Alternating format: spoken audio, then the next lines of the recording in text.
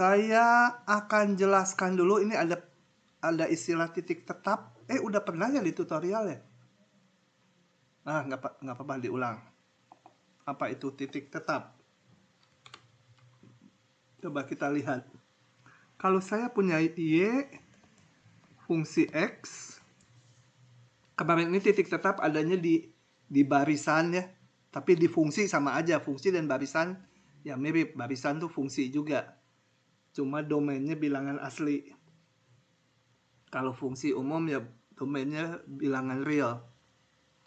Nah, titik A itu disebut titik tetap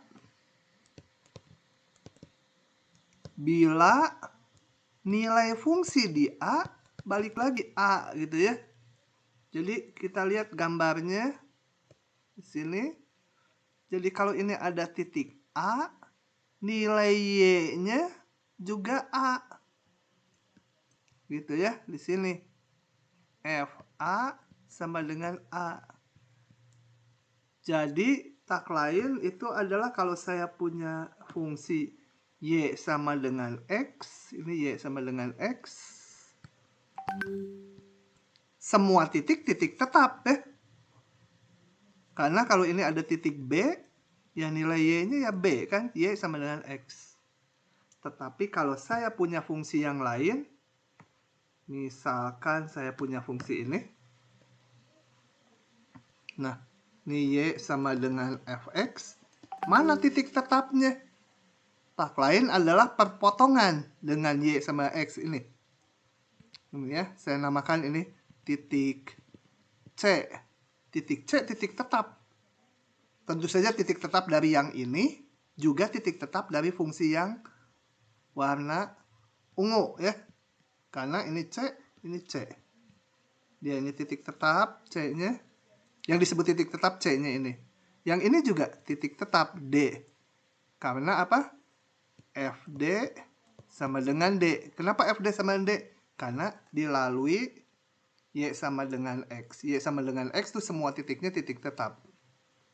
Jadi ininya juga D itu. Oke, itu titik tetap. Kita sekarang balik ke soalnya. Ingat bahwa semua soal yang menyangkut teorema nilai antara itu selalu diarahkan mencari akar. Coba kita lihat yang ini. Nah, oke, saya tulis saja jawabannya daripada buka Cilukba.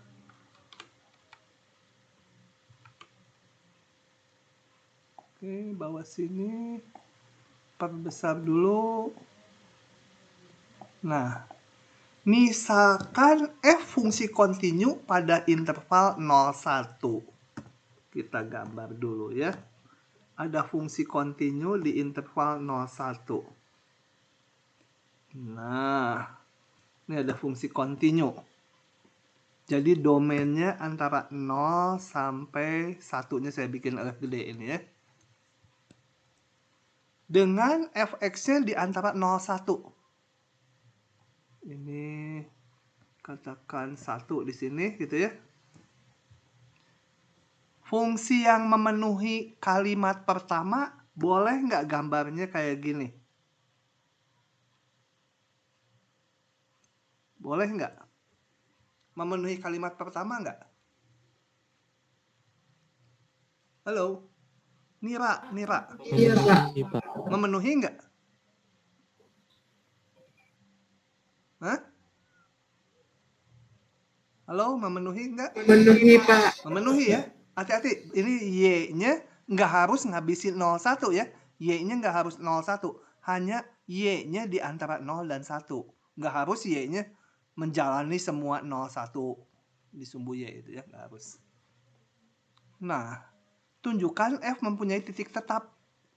Tunjukkan bahwa ada titik C yang memenuhi ini. Tunjukkan ada titik C-nya. Nggak harus dihitung berapanya. Nggak akan bisa dihitung karena fx-nya belum diketahui. Tapi bisa dibuktikan ada titik yang memenuhi ini. Oke, sekarang saya jawab ya. Kita jawab. Ini kita bagi kasusnya gini. Kasusnya kita bagi 3 ke 1. Bila nilai fungsi di 0 sama dengan 0. Beres, titik tetapnya titik 0 kan? Maka selesai. Kenapa? Karena 0 titik tetap. Jadi C-nya itu 0 gitu ya. Kalau gini, kalau ini. Yang kedua, kasus kedua. Bila F1 sama dengan 1. Ini juga selesai. Karena X sama dengan 1 titik tetap. Tapi kan kasusnya bisa aja. Kasus 1 nggak terjadi, kasus 2 nggak terjadi. Kalau kasus 1 atau kasus 2 terjadi, udah selesai. Titik tetapnya udah ada. Gitu ya. Nah, ketiga kasusnya bila ini dan ini atau apa? Bila ketiga tuh yang nggak memenuhi 1 dan 2. Jadi F0-nya bukan 0, F1-nya juga bukan 1. Itu kasus ketiga. Harus ditunjukkan tetap punya titik tetap. Nah, ini yang sulitnya yang ini. Coba kita lihat. Tadi kita lihat bahwa titik tetap adalah titik perpotongan grafik dengan Y sama dengan X. Ya. Ini yang pink, yang ungu saya namakan Y sama Fx. Yang nilainya di antara 0 1. Oke. Saya akan tunjukkan ada titik C-nya. Masih tanda tanya untuk yang kasus 3. Nah, kembali kalau mau menunjukkan titik tetap di sini, kita mau menggunakan teorema nilai antara, maksudnya kita ubah soalnya menjadi soal mencari akar. Gimana supaya mencari akar? Kita kurangkan fungsi ini dengan fungsi ini. Kalau dikurangkan kan di titik ini nanti jadi 0. Yang ungu dikurangkan yang hijau. Nanti di titik C menjadi 0 kan? Jadi saya bentuk ini. Bentuk. Ya butuh ide ini ya. Bentuk Hx sama dengan Fx yang belum diketahui aturannya. Dikurangi yang ini yang hijau. Y sama dengan X gitu ya itu. Ingat bahwa kita punya ini ya. F-nya. Kemudian F-nya juga kontinu. Dari soal tadi. Dari soalnya ya ada. Tadi F-nya kontinu. Bandel. F kontinu. Dan ini. Oke. Nah, kita tunjukkan Hx punya akar. Kenapa kita tunjukkan Hx punya akar? Coba sebelum menunjukkan dia punya akar, kita lihat dulu. Kalau Hx punya akar artinya ada titik C, sehingga ini 0 kan? Kalau udah bisa ditunjukkan punya akar. Dia ada titik yang menyebabkan 0. Nanti Hc saya masukkan ke aturan ini. Fc min C sama 0. Fc. Nah, ini artinya apa? C titik tetap. Titik tetap itu kan tadi yang nilai fungsinya sama dengan titiknya sendiri. Jadi kita tinggal sekarang menunjukkan dulu yang susahnya Hx punya akar. Oke. Untuk itu coba saya hitung. Kan kalau teorema nilai antara harus ada A dan B-nya. Saya ambil aja ujung-ujungnya di 0 dan di 1. H0 menurut fungsi yang saya bikin F0 dikurangi 0 gitu ya. Ini kan X, X, X. Kancil, kancil, kancil. 0, 0, 0. Sama dengan F0. Dan dia lebih besar 0. Kenapa? Kenapa lebih besar 0? Ada yang bisa jawab?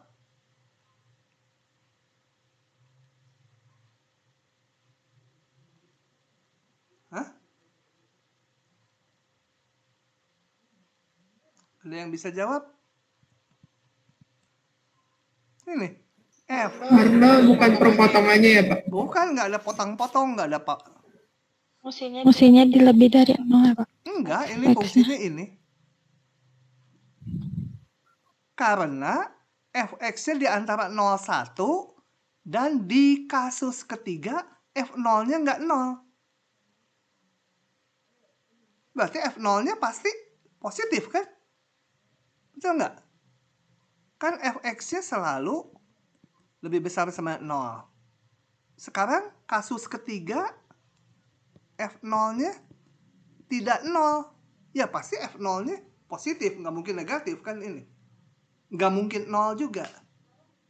Jadi pasti positif. Gitu ya. Kan kita ini lagi membuktikan di kasus ketiga.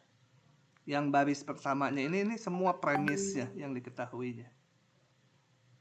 H1 mau saya hitung.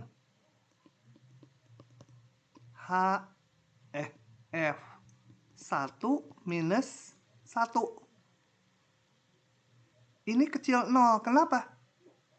Karena fx-nya bisa 1, paling gede 1, tapi di kasus ketiga ini fx-nya bukan 1. Kalau fx-nya f1-nya bukan 1. Kalau f1 bukan 1, ya pasti nilai fungsi di 1 kecil dari 1 kan? Nggak mungkin lebih gede. Sama dengan tidak terjadi, lebih gede nggak terjadi juga karena ini batasan dari soalnya. Jadi, apa? Fx kecil 1, tapi F1 tidak sama dengan 1. Berarti F1 harusnya lebih kecil dari 1 ya. Lebih kecil 1 dikurangi 1. Ya pasti negatif dong. Ini lebih kecil dari 1 dikurangi 1. Pasti negatif. Oke. Nah, kita lihat sekarang H0 positif, H1 negatif. Kita pilih W sama dengan 0. Kenapa pilih W sama 0? Karena mau menunjukkan ada akar.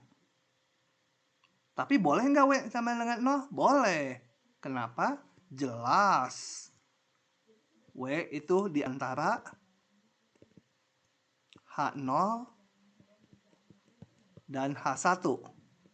Gitu? Kan harus memilihnya di antara ini. H0 dan H1.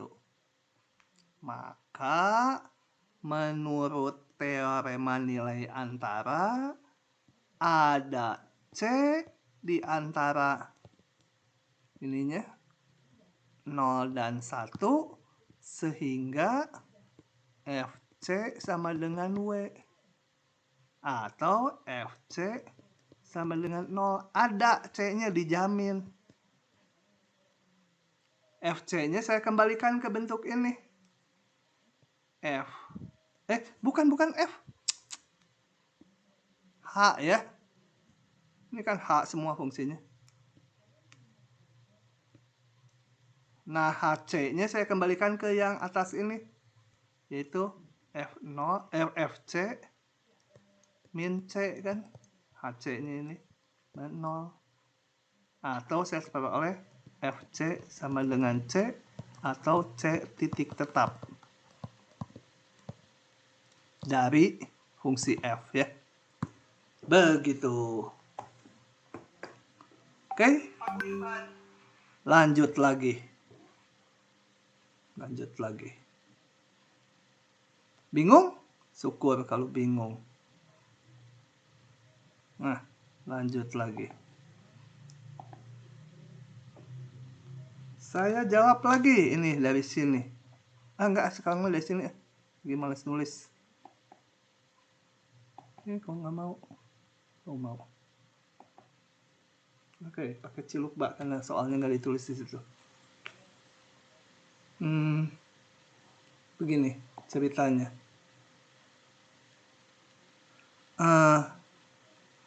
Pada pukul 4 pagi, seorang biarawan secara perlahan jalannya kayak siput gitu supaya continue. Sorry. Aduh, lupa lagi. Ini kalau gini nilainya 7. Kita belum menunjukkan haknya continue. Untuk pakai teorema nilai antara, hanya harus continue. Meskipun udah jelas gitu ya, harus ditulis. Kenapa hanya continue? Jelas H continue. Karena di soal diketahui F-nya fungsi continue, Y sama dengan X, polinom, udah pasti continue. Continue kurangi continue, kita udah bahas di depan, fungsinya continue. Gitu ya. Itu jangan lupa. Oke, balik ke soal berikutnya. Pukul 4 pagi, seorang biarawan secara perlahan mendaki gunung. Dan tiba di puncaknya pada sore. Sore itu pokoknya di atas jam 12 lah ya. Mau jam 1, mau jam 2, terserah. Pokoknya di atas jam 12. Besoknya dia nuruni gunung tersebut dan melewati, di sini kurang kata-katanya, jalan yang persis sama gitu ya. Turun sama naik, jalannya persis sama. Setiap titiknya sama. Nah, mulai turun jam 5, tapi karena turun kan dia bisa agak cepet. Tiba di bawah jam 11 udah nyampe. Ini berangkatnya agak telat dibanding waktu naik, tapi nyampainya malah lebih cepat. Gelundung kali ya, biarawan. Gelundung aja. Tunjukkan bahwa ada titik pada jalan yang dilaluinya yang menunjukkan waktu yang sama saat naik dan turun. Maksudnya apa? Gini, saya gambar di sini. Ini biarawan, naik gunung. Dia naik. Naik gitu ya. Waktu naik ini pukul 4 naik, nyampe pukul sore. Ini lewat sini. Kemudian dia turun. Saya gambar warna lain turun. Turun mulai pukul 5. Sampai di sini pukul 11. Jalannya persis sama. Nah, pada saat turun dan pada saat naik, katanya pasti pernah melalui titik. Ada titik pada jalan yang dilaluinya yang menunjukkan waktu yang sama saat naik dan turun. Ini di sini. Saat naik dan turun di jam yang sama, tentunya beda 24 jam ya. Karena naiknya hari ini, turunnya besok. Tapi jamnya sama, misalkan jam 9.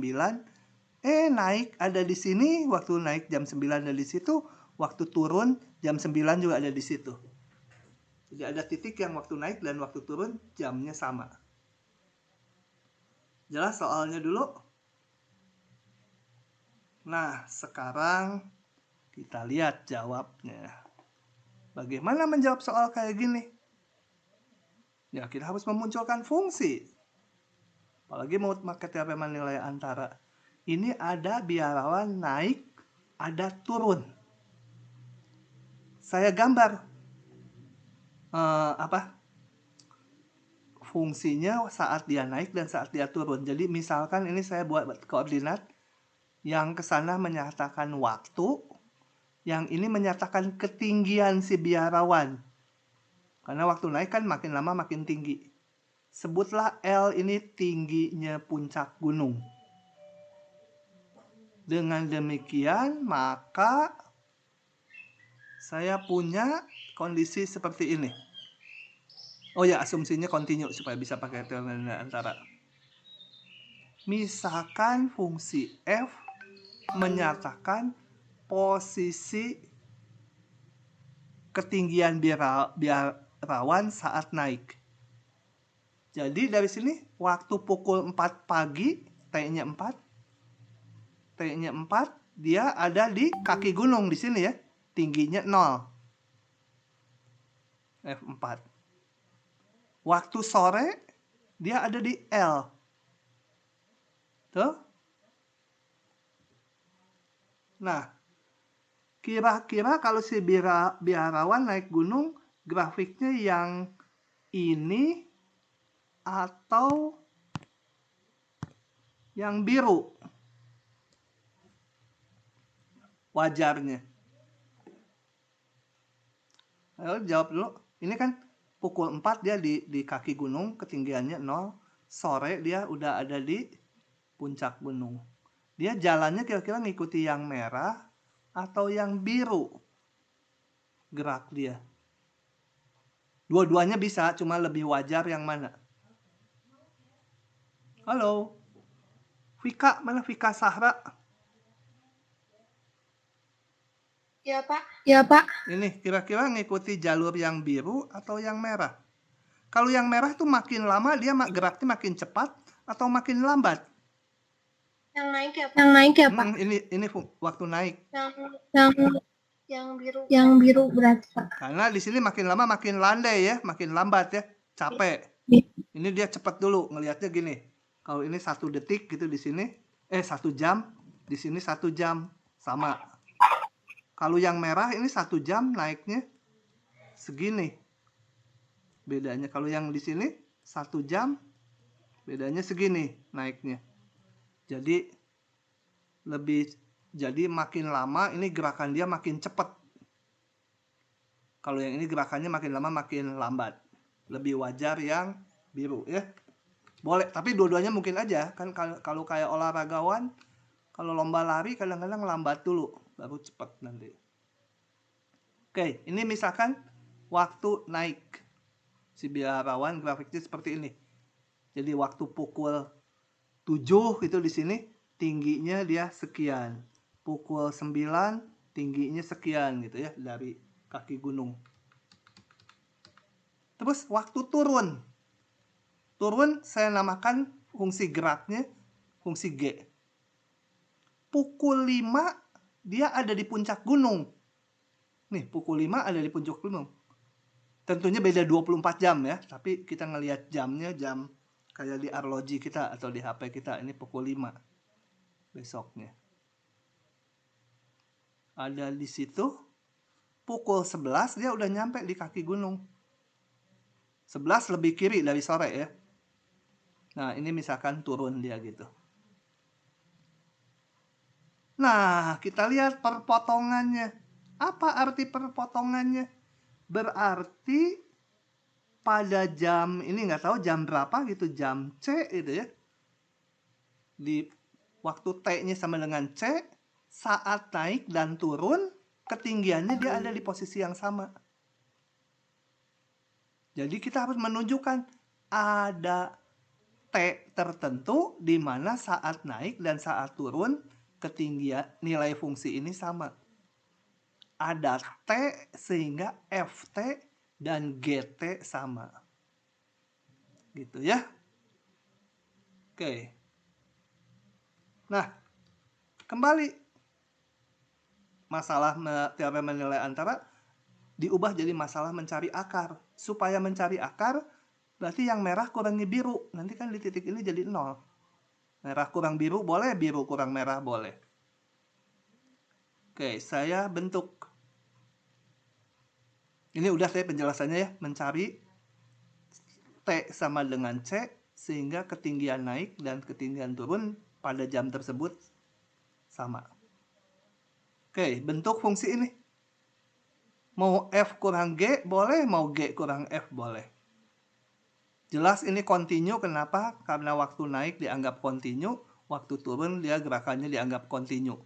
Makanya pakai biarawan supaya jalannya kayak siput kontinu gitu ya. Kalau pakai ahli silat ya dia pakai bisa loncat-loncat, nanti nggak kontinu. Oke, saya bentuk ini. Nah, saya akan cari nilai fungsi H ini 1 positif, 1 negatif. Jadi nanti terdapat yang 0. 0 di antaranya. Coba saya mau ngitung dulu. H4. F4 min G4. F4 0 ya. G4 berapa?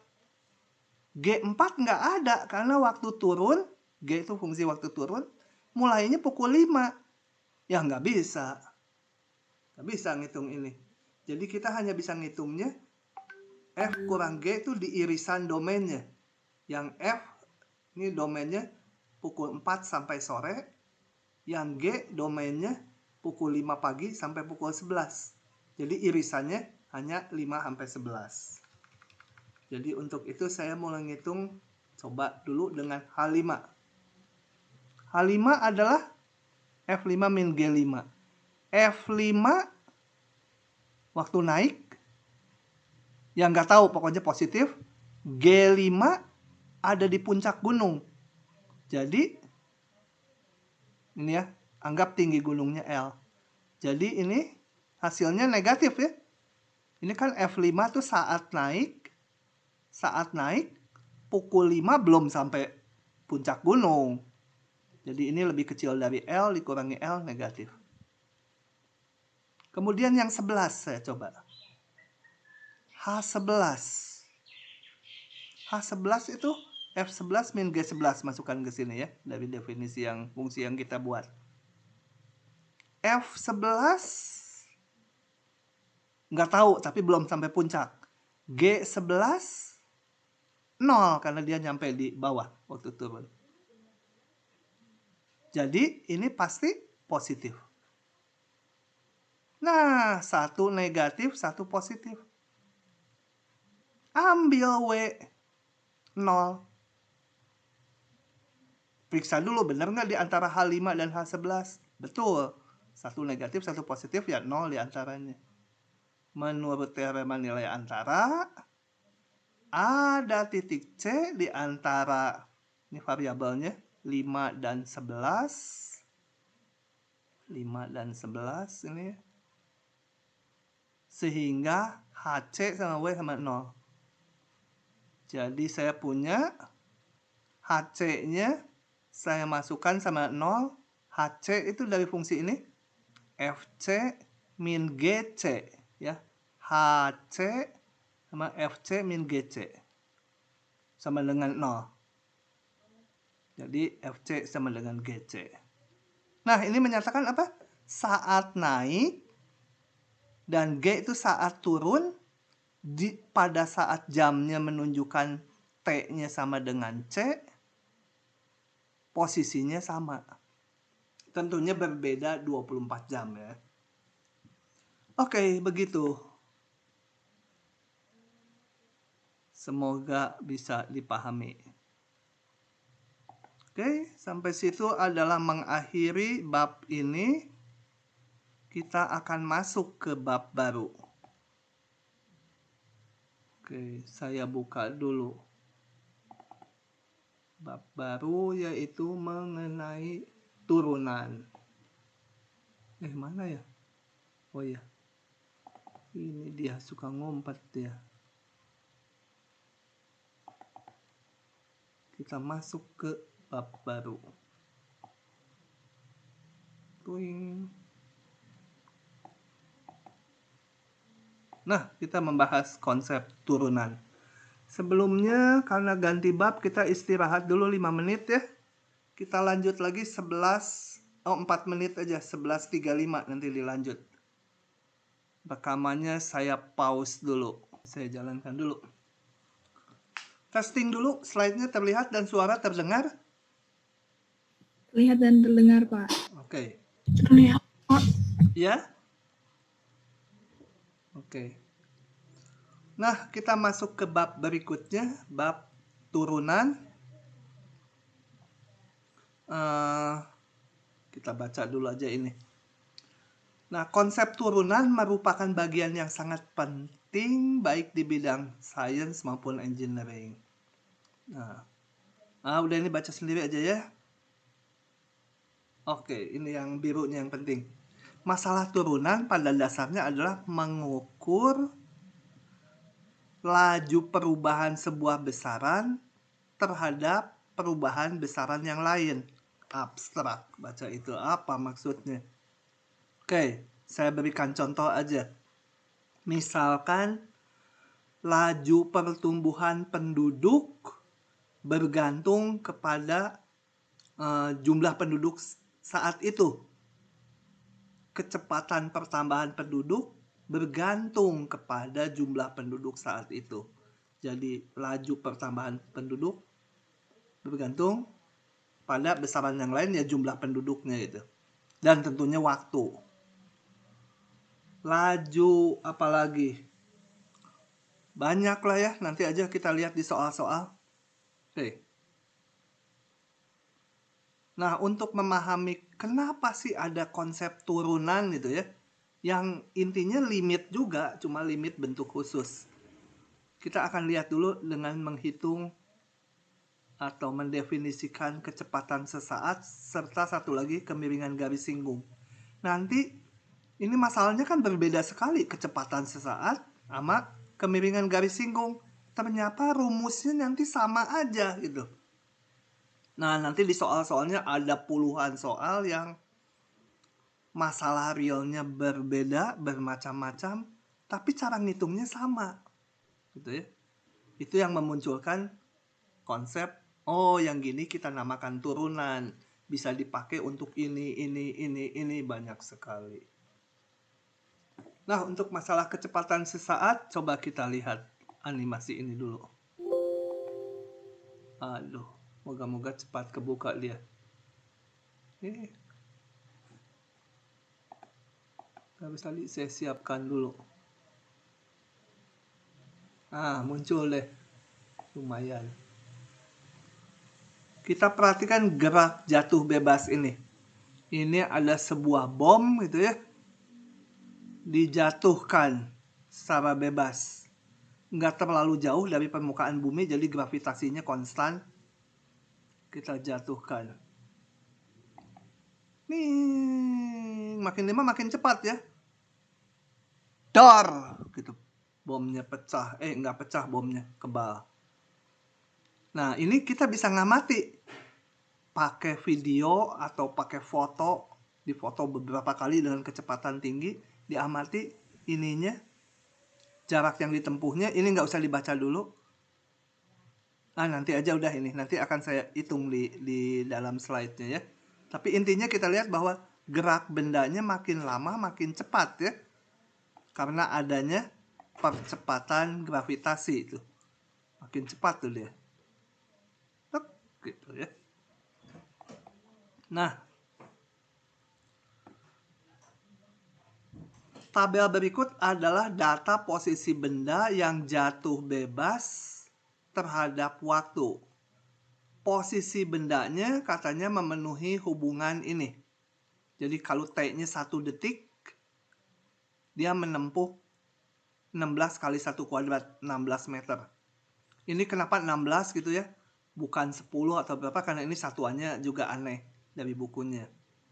Ini pakai satuan Inggris, pakai feet, pakai ya satuannya kaki, ininya apa? Percepatan gravitasinya bukan kilogram per bukan meter per detik kuadrat, tapi apa ya, pokoknya satuan Inggris lah. Pokoknya kita percaya aja bahwa posisinya setiap saat ini. Jadi waktu T-nya 2, posisinya 16 kali 2 kuadrat. 64. Nah, kecepatan rata-rata, jadi ini kalau saya gambarkannya, gini. Saya gambar gini. Ini posisi 0, saya gambar horizontal ya. Atau nggak usah, pakai yang vertikalnya aja. Ini. Setelah 1 detik dia di sini. T sama dengan 1. Setelah 2 detik dia ada di posisi ini. T sama dengan 2. Jadi antara 1 detik dengan 2 detik dia menempuh jarak 64 min 16. Nah, didefinisikan kecepatan rata-rata tuh beda jarak tempuhnya ini dibagi beda waktunya. Jadi kecepatan rata-rata itu S itu menyatakan jarak tempuh. Jarak tempuh saat T-nya T2 dikurangi saat T-nya T1. Jadi 64 kurangi 16. Dibagi beda waktunya. 2 detik dikurangi 1 detik. Itu kecepatan rata-ratanya. Kalau kecepatan rata-rata itu seolah Kalau dia konstan, kecepatannya sekian, dalam 1 detik mencapai ini gitu ya. Gitu ya, mencapai ya, kebetulan ini beda waktunya 1, jadi 64 dikurangi 16 bagi 1. Kemudian saya amati lagi antara T1 dengan 1,5. Waktu T1 ya tetap 16, 1,5 itu baru 36. Jadi antara di sini dengan 36 di sini kira-kira. T sama dengan 1,5. Ini T1. Oke, kecepatan rata-ratanya 36 kurangi 16 dibagi 1,5 dikurangi 1. 40. Antara T1 dengan 1,1. Mau ngapain nanti kita lihat aja dulu ya. Antara T sama dengan 1 di sini, T sama dengan 1 dan T sama dengan 1,1 detik. 1,1 detik jarak tempuhnya masukkan ke sini 16 kali 1,1 pangkat 2 dapatnya ini. Nah, kecepatan rata-ratanya beda jarak dibagi beda waktu. Antara ini T1 dengan 101 berarti ini dikurangi ini dibagi ini kurangi ini. Dapatnya sekian. Antara T sama dengan 1 dengan ini. Kalau dihitung jarak tempuhnya yang 1,001 sekian. Kecepatan rata-ratanya ini kurangi ini dibagi 0,001. Sekian. Nah, yang diinginkan bukan kecepatan rata-rata. Saya pengen ngitung kecepatan sesaat. Gitu ya. Kalau kecepatan sesaat biasanya disebut kecepatannya pada saat T sekian gitu. Saya pengen mengetahui kecepatan sesaat saat T-nya sama dengan 1. Gimana caranya? Ya udah saya ambil nih T-nya 1 antara 1 dengan 1 kan. Kalau antara T1 sama dengan 1 dengan T2 sama dengan 1 juga ya menjadi kecepatan saat itu kan. Kecepatan sesaat. Ini 16. Kalau T-nya juga 1 ya ini 16. Jadi 16 min 16 per 1 min 1. 0 per 0. Coret 0-nya sama dengan 1. Ah, nggak boleh. Enak aja 0 per 0 dicoret. Nggak bisa dihitung ya. Sorry. Ini nggak bisa dihitung. Padahal saya pengen ngitung kecepatan saat T-nya 1. Jadi antara 1 dengan 1. Nah, gimana? Maka kita lihat. Oh, ini kecepatan saya ngomongnya ya. Antara T1 dengan T1-nya 1, T2-nya juga 1 ini ya. Nah, untuk itu maka saya ngitungnya antara T1 ditambah sebuah delta T itu ya. Dikurangi saat T-nya 1 dibagi delta T. Ini kecepatan rata-rata tadi yang udah kita hitung di atas. Tapi sekarang karena tadi nggak bisa ngitung, ini nggak bisa ngitung, sekarang pakainya limit. Ditarik delta T-nya menuju 0. Kalau delta T menuju 0 kan ini seolah S1 kurang S1 dibagi 0 yang tadi itu. Nah, limit ini bisa dihitung. Inilah yang disebut kecepatan saat T-nya sama dengan 1. Ini berhubungan dengan ini. T-nya 1. Kecepatan saat T1 adalah posisi T tambah delta T dikurangi S. Posisi saat T-nya 1 bagi delta T. Dilimitkan. Kalau limit kita bisa ngitung ini nanti. Gitu. Jadi kecepatan sesaat didefinisikan sebagai limit kecepatan rata-rata. Masuk akal ya? Sangat masuk akal ya. Nah, kita tunda dulu ini, bentuk ini. Kita sekarang melihat masalah kedua. Masalah kedua gini. Masalah garis singgung. Pada zaman kuno katanya kalau ada lingkaran ini garis singgung itu apa? Garis lurus yang berimpit dengan kurva semula di satu titik aja, ini berimpit di satu titik. Kalau diberikan titik P itu di lingkaran atau titik Q di sini, ya garis singgung itu garis yang berimpit hanya di satu titik. Kalau ada kurva gini yang biru, ya ini ada titik P di kurva, garis singgung adalah garis yang berimpit di satu titik. Tapi konsep itu ternyata nggak benar. Kalau lebih umum, kalau saya punya kurva biru kayak gini, dan ini titik P, kalau definisinya garis yang hanya bersekutu di satu titik, ini garis, nggak bisa, ini garis singgung, motongnya di dua titik tuh.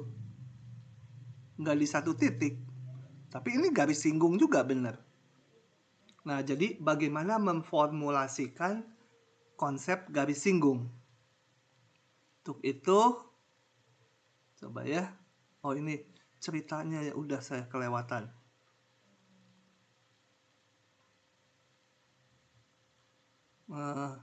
Di ini animasinya perlu nggak? Oke, kita lihat animasi berikut. Jadi untuk memformulasikan pengertian garis singgung, nggak bisa hanya memotong di satu titik gitu ya. Apalagi kalau saya punya garis lurus awalnya. Garis singgungnya mana? Di titik manapun sama dengan garis itu nanti. Jadi bagaimana konsepnya? Nah, untuk memunculkan konsep garis singgung, maka dilakukanlah sebagai berikut. Coba. Perhatikan kurva yang berwarna hitam. Itu Y fungsi X ya. Y sama Fx. Yang melengkung. Kemudian ini ada sebuah titik di sini. Titik C ini. C, FC di sini. Saya akan mendefinisikan apa artinya kemiringan garis singgung di titik ini. Kemiringan. Kalau udah tahu kemiringannya, kan titiknya tahu C, FC melalui satu titik. Kalau kemiringannya diketahui, kita bisa bikin persamaan garisnya. Jadi yang dihitung kemiringannya aja. Nah, untuk mendefinisikan garis singgung di sini, kemiringan garis singgung di sini, kita lihat ini. Saya ambil titik C tambah H. Boleh di kiri C, boleh di kanan C. Nanti dihitungannya sebenarnya di dua-duanya. Kenapa? Nanti menyangkut limit. Limit di mana H-nya ini akan dibuat mendekati 0. Nah, mendekati 0-nya bisa dari kiri, bisa dari kanan C. Oke, kita lihat di kanan aja dulu untuk ilustrasi geometri. Jadi ini ada titik C, saya akan mendefinisikan garis singgung di sini. Sebenarnya mendefinisikan kemiringannya. Yang digambar garis singgungnya. Ambil titik C tambah H. Kemudian saya hitung nilai fungsinya di titik C tambah H ini. Nilai fungsinya di sini. Setelah itu saya bikin garis yang menghubungkan titik di sini dengan titik di sini. Ini garis. Ini namanya garis tali busur atau garis sekan. Kemiringannya kita bisa hitung. Kenapa? Karena garis lurus kan udah didefinisikan di depan sekali. Yaitu beda Y dengan dibagi beda X-nya. Jadi kemiringannya adalah nilai fungsi di sini dikurangi nilai fungsi di sini, itu adalah setinggi P ini. Gitu ya. Makanya saya tulis ini P per Q, beda tinggi dibagi beda ininya. Nah, kalau kita hitung nilai P dibagi Q ini Q itu sebenarnya H ya. Sama dengan H karena ini C tambah H. Kalau dihitung sekian. Setelah itu, titik yang ini atau C tambahannya digerakkan mendekati titik C. Nih digerakkan. Nih digerakkan mendekati titik ini atau C tambahannya mendekati titik C. C-nya diam aja. Terus kita gerakan. Ya ininya dihitung kemiringannya tentu berubah. Terus saya hitung kemiringannya. Nah, dia akan menjadi garis singgung kalau titik ini berimpit dengan ini. Kalau masih di sebelahnya ya masih garis taril busur gitu. Gitu ya. Dia akan menjadi garis singgung kalau titik yang sebelah kanan berimpit ke sini. Jadi garis singgung. Cuma kalau berimpit berarti kita lihat ini, balik lagi sini. Nilai P-nya 0, nilai Q-nya 0 kan? Kalau berimpit. Karena beda Y-nya 0, beda X-nya 0. Kalau dia berimpit. Nah, gimana menghitungnya? Tapi saya kan perlu titik yang ini sampai berimpit dengan ini, ngitung P per Q-nya. Muncul lagi konsep limit. Gitu ya. Coba kita lihat sekarang hitungannya. Oke. Ini diberikan beberapa, sebenarnya satu grafik digeser titiknya.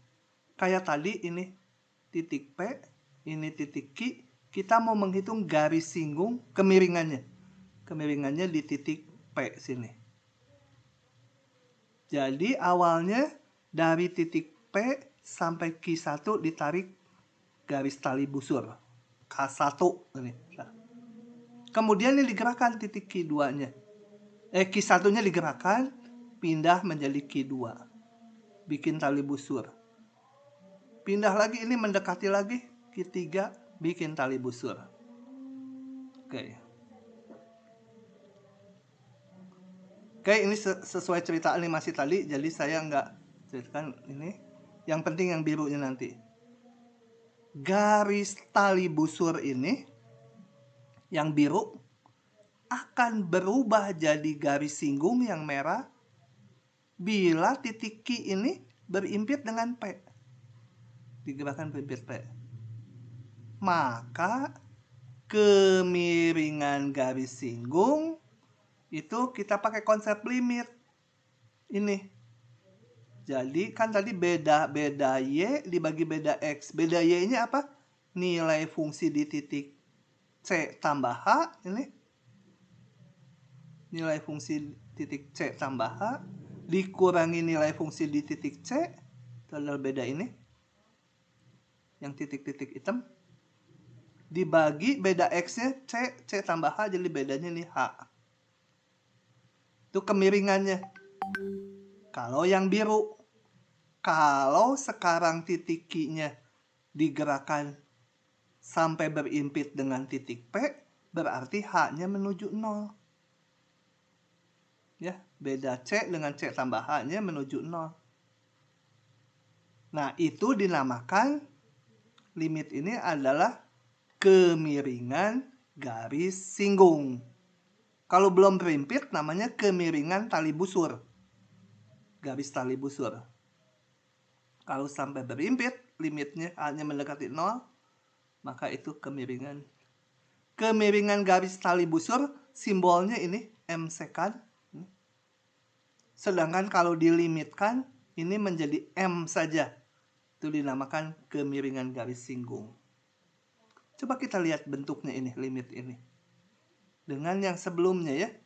Saya crop supaya bisa dibandingkan dua-duanya.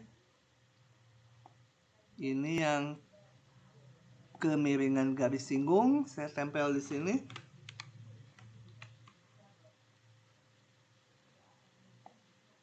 Lambat. Oke, ini kemiringan garis singgung rumusnya gitu. Tadi kecepatan sesaat. Ini rumusnya. Ininya saya crop lagi. Untuk limitnya ya. P1. Ini aja cukup. Nah, kita lihat yang bentuk limitnya aja. Keduanya bentuk limitnya sama aja. Ini cuma fungsinya yang di bawah S, yang di atas F. Tadi kecepatan sesaat pada saat T-nya 1, ini kemiringan di titik C. Tapi bentuk limitnya sama gitu polanya. Ini mau diganti H juga boleh variabelnya.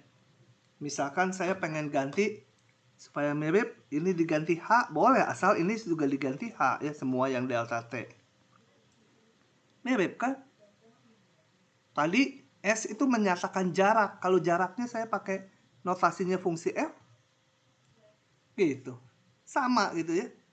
Menghitung kecepatan sesaat dengan menghitung kemiringan garis singgung sama aja rumusnya. Limit yang bentuknya seperti itu.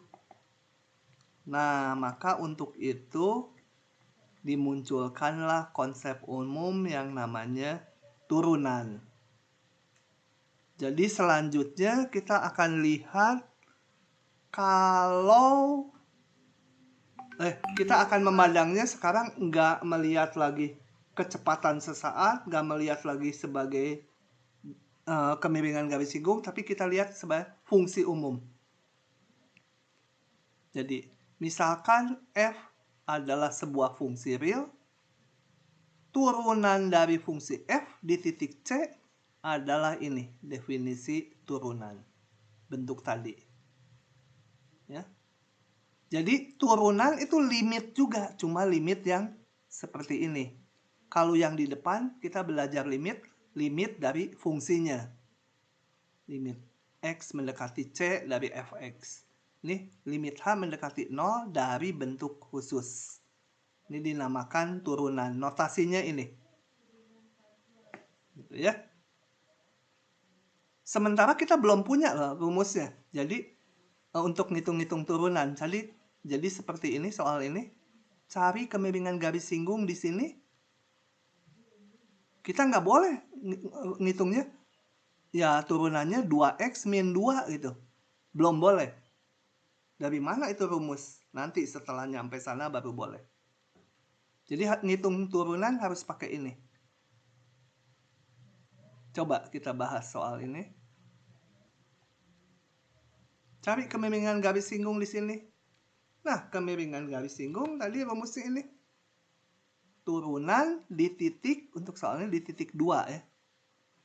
X-nya 2 kan, C-nya 2. Jadi kemiringan adalah Y aksen 2. Ya F atau Y sama aja lah fungsinya. Oke, kita hitung Y aksen 2. Pakai rumus ini. Limit H mendekati 0. Y2 tambah H min Y2 dibagi H. Gitu. Y2 tambah H, kita masukkan ke rumusnya ini. Ke fungsinya. 2 tambah H kuadrat dikurangi 2 kali 2 tambah H. Yang Y2 kita masukkan ke sini. Saya kurung dulu, takutnya plus minusnya keliru nanti. Pembilangnya kita sederhanakan. Sederhanakan lagi. Kita bagi pembilang dan penyebut dengan H. Baru ini nggak ada masalah, hitung limitnya. Begitu ya, menghitung kemiringan di titik 2 atau turunan di titik 2. Oke, lanjut. Yang ini sama aja, kalian yang hitung. Yang nomor 2 buat latihan. Nomor 3. Seekor bakteri berkembang sebentar. Ini mejanya.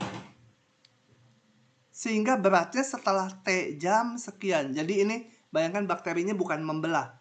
Bakterinya ngegendutin. Tambah lama tambah gemuk. Nah, beratnya sekian. Asumsikan aja tambah gemuk terus ya. Ya kalau kenyataan real dia membelah nanti itu. Berapa laju perkembangannya pada saat T sama 2? Nah, ini mirip dengan kecepatan sesaat. cuma kecepatan tumbuhnya si bakteri. Coba. Kita harus fasih membaca ini, laju perkembangan, maksudnya laju perkembangannya tuh laju perkembangan beratnya. Kalau laju perkembangan berat berarti apa?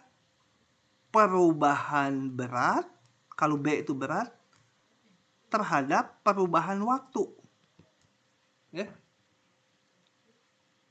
Delta itu perubahan berat terhadap perubahan waktu.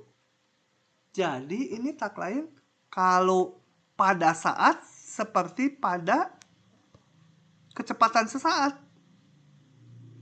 Perubahan berat terhadap perubahan waktu. Jadi kalau saya buka aja. Beratnya saya sebut pakai B ini. Supaya ada muncul fungsinya. Nah, laju perkembangannya itu ya kecepatan perkembangannya adalah turunan saat 2. Gitu ya, kayak kecepatan sesaat. Turunan saat 2 hitung pakai limit. Limit ini.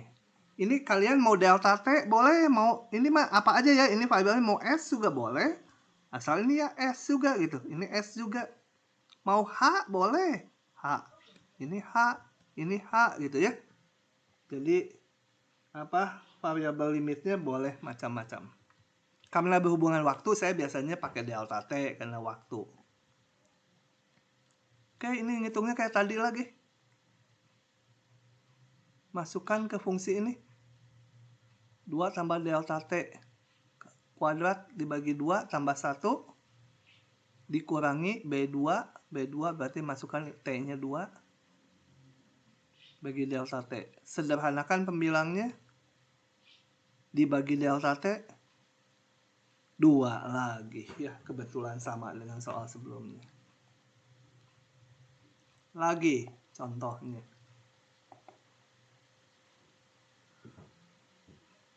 Masa sepotong, ini akan saya bahas manual.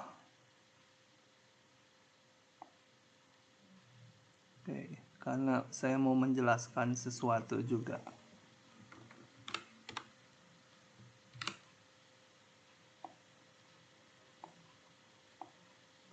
Gede dulu. Nah, gini dulu, saya mau cerita dulu. Kalau kita punya kawat emas gitu satu dimensi, ini posisi 0, ini katakan posisi 10.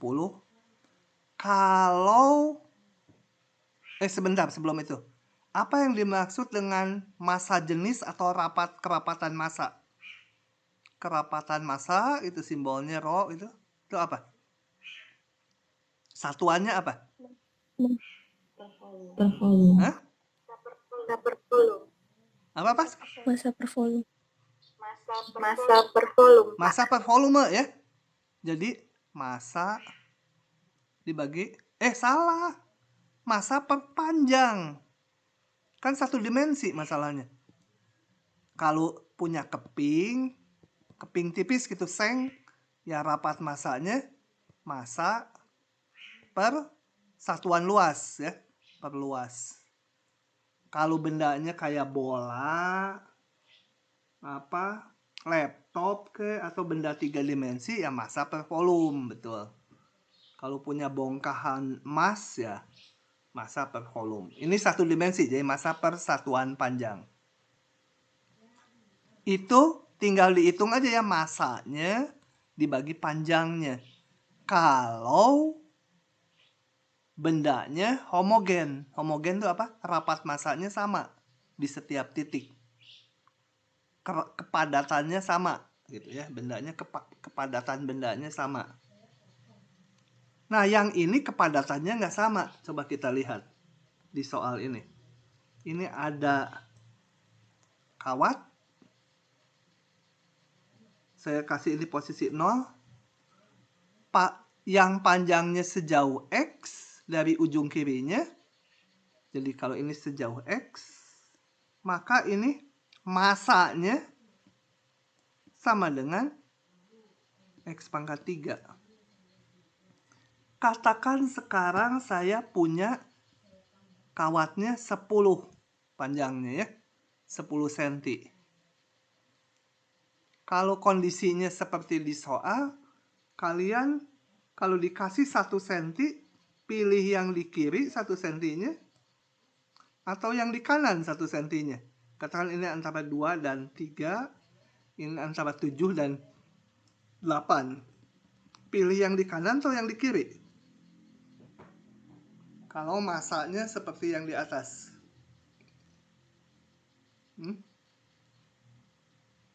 Atau sama aja. Bayangin ini kawat emas nih. Mau dikasih 1 cm. Mending dapat yang di kanan atau mending dapat yang di kiri? Kenapa? Hah? Kenapa? Gini. Hah? Apa? Lebih gede? Enggak, sama-sama 1 cm. Kok lebih gede?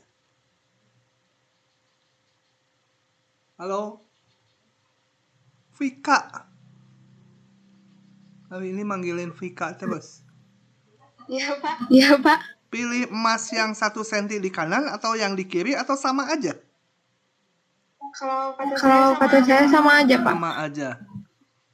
Oke. Sama aja. Yang di kiri, Pak. Kenapa? Karena yang ditanya posisi 3 cm dari ujung kirinya. Hah? Enggak, salah. Reva, mana Reva? Reva Sofiana, bolos nih. Oh, ada. Iya, Pak. Iya, Pilih Pak. yang kiri atau yang kanan, emasnya? Ada yang punya toko emas di sini, bapak ibunya? Kalau nggak bisa jawab, bangkrut nanti. Winnie, Iya, Pak. Iya, Pak. pilih yang kiri atau yang kanan kalau dikasih 1 cm? Atau sama aja? Tergantung ininya, Pak. Kemurniannya. Ini diketahui Kemurnian gini yang lagi pokoknya berat nih. dulu. Diketahuinya ini. Si Winnie ini Berarti yang kiri aja, Pak. yang kiri aja. Iya. Winnie ini kayaknya toko emas ya, tahu kemurnian segala. Oke. Coba kita hitung. Saya akan untung kalau beratnya lebih gede, betul? Panjangnya mah sama-sama 1. Coba kita lihat yang di sini beratnya berapa? Masanya ya, masanya. Gimana ngitungnya? Ya, saya hitung. Kalau 0 sampai 8, masanya berarti 8 pangkat 3, betul?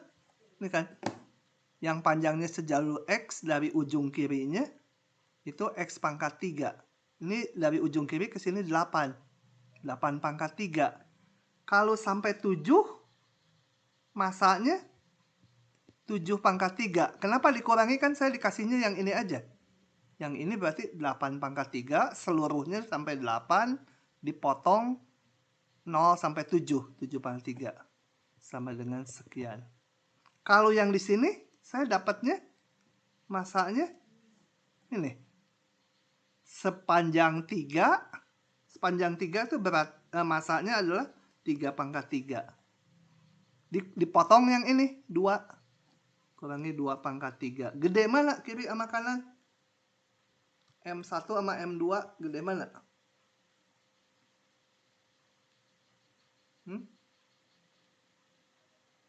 Gede mana ini? Masa nggak kerasa langsung? Dua ya, Pak. Hah? Apa? Lebih besar yang M2, Pak. Besar yang M2 jauh ya. Jauh lebih besar M2. Jadi untung yang kanan. Nah, jadi kawat ini yang saya ceritakan ini, dia rapat masanya tidak konstan. Kalau rapat masanya konstan, rapat masanya homogen, pasti 1 cm di sini dengan 1 cm di sini sama aja. Ini rapat masanya berarti makin ke kanan, makin padat itu si emas. Kalau makin padat, 1 cm-nya lebih berat daripada yang di kiri gitu ya. Oke. Itu kondisi bendanya dulu. Nah, sekarang mau ngitung rapat masanya. Rapat masanya nggak bisa pakai rumus ini lagi. Massa gitu, massa totalnya dibagi panjangnya. Karena apa? Karena massanya nggak konstan. Makin ke kanan makin padat. Gimana ngitungnya? Oke.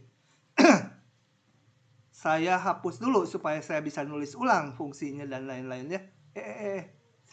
Salah.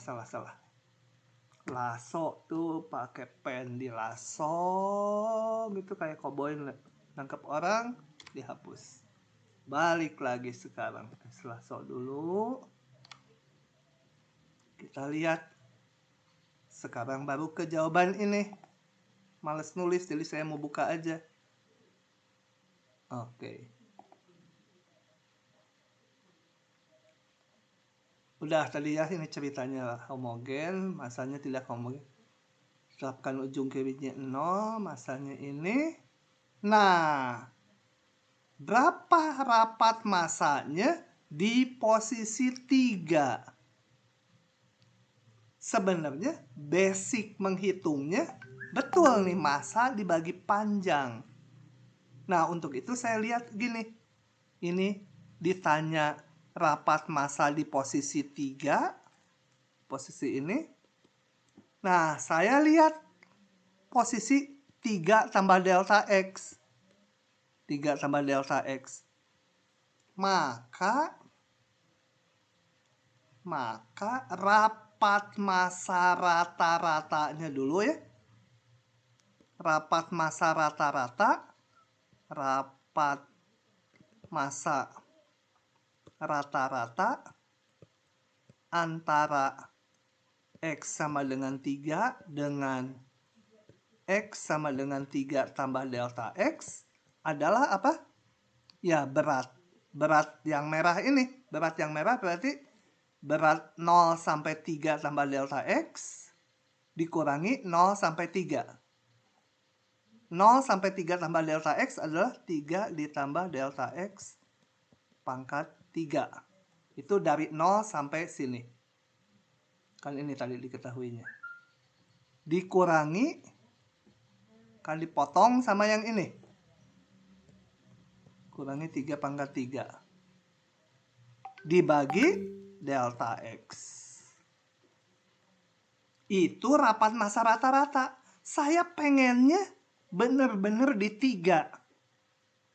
Kalau pengen benar-benar di 3, maka ini delta X-nya harus 0. Jadi kita ngitung rapat massa antara X3 dengan X sama dengan 3 juga. Delta X-nya 0. Tapi delta X-nya 0 nggak bisa ngebagi. Pakai limit. Ini. Limit delta X mendekati 0. Massa sepanjang 3 tambah delta X. Dikurangi massa sepanjang 3. Dibagi delta X. Delta X-nya menuju 0. Jadi saya menghitung rapat massa rata-rata antara X3 dengan X3 gitu seolah-olah. Nah, ini kan rumus turunan. Udah, sisanya tinggal hitung. Massanya ini tadi saya masukkan. Ini pangkat 3 dikurangi 3 pangkat 3. Sisanya hitung limit kayak biasa. Sederhanakan. Delta X-nya bisa dicoret. Dihitung kalau udah nggak ada masalah. Begitu ya. Jadi menghitung rapat massa kawat emas, ya akhirnya munculnya konsep turunan juga gitu. Gitu ya. Matematiknya sama semua dengan contoh sebelumnya, tapi masalahnya beda-beda. Oke. Ada pertanyaan dulu? Ini? Saya mau tanya. Ini kan tahu kawat tidak homogennya itu karena tidak ada keterangan kawat homogennya. Bukan. Pak. Dari ini. Dari saya kalau punya, bayangannya punya 10. Dari tadi saya ngelihat yang 1 cm antara 2, 3. Berapa ini beratnya, massanya? dan antara 7, 8. Ternyata yang ini lebih berat nih. Yang di kanan lebih berat dari yang di kiri. Berarti kepadatan emasnya beda kan? Ini lebih padat karena lebih berat. 1 cm yang di kanan lebih berat dari 1 cm yang di kiri. Berarti 1 cm yang di kanan emasnya lebih padat. Kalau lebih padat, rapat masanya lebih tinggi. Kalau homogen pasti, kalau rapat masanya homogen, pasti 1 cm dimanapun sama gitu. Dari sini jadi dapatnya. Jadi saya yang tadi di sini tuh sebenarnya mau menunjukkan, mana udah dihapus tadi ya. Ini mau menunjukkan bahwa ini tidak homogen, sehingga nggak bisa pakai rumus langsung ini. Gitu. Oke? Nah, Makasih, Pak. oke. Balik lagi. Udah capek belum? Nah, ini sendiri. Udah capek belum? Kalau udah, kita udahan dulu. Kita udahan dulu aja ya. Ini masuk pasal baru. Waktu kita tinggal 12 menit, percuma lah. Pasal baru nanti nggak ke cover. Kepotong di tengah-tengah. Oke, hari ini kita sekian dulu. Saya stop dulu rekamannya.